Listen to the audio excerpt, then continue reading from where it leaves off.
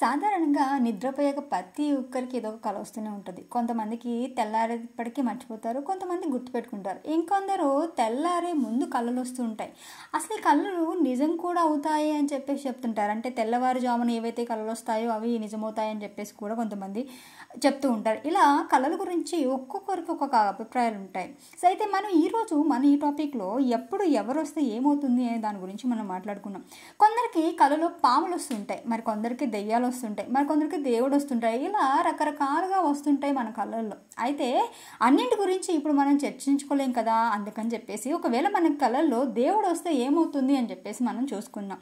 అయితే దైవం మనకి కళలో కనిపిస్తే చాలా శుభకరమైనదని మన పెద్దవాళ్ళు చెప్తున్నారు. అయితే మన సమస్యలు ఉన్నప్పుడు భగవంతుడు కళలో కనిపిస్తే మనం జరగవు అని అనుకున్న పనులు కూడా జరిగే అవకాశం ఉందని చెప్తున్నారు.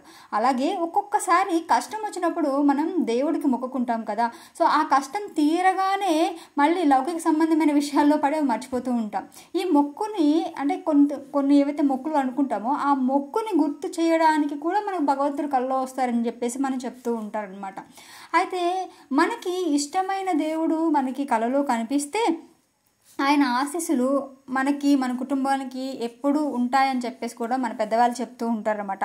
అలాగే ఒకవేళ మనం కళలలో కష్టాల్లో ఉన్నట్టు కానీ వచ్చినట్లయితే దానిలోంచి త్వరగా బయటపడతామని చెప్పేసి కూడా సంకేతంగా అని తెలుసుకోవచ్చంట. అయితే దేవుడు కళలో కనిపిస్తే మనకు చెప్పినట్లు ఒక సందేశం వచ్చినట్టు అనమాట.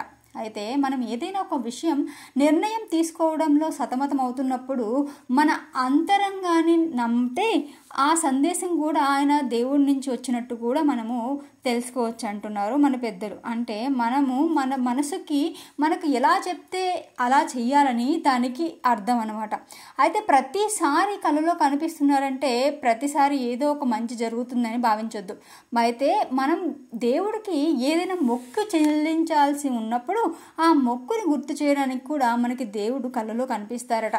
సో ఇలాంటి ఇంకా ఇంట్రెస్టింగ్ అయిన విషయాల గురించి తెలుసుకోవాలనుకుంటే ఈ ఛానల్ని సబ్స్క్రైబ్ చేసుకోండి. Thank you so much for watching.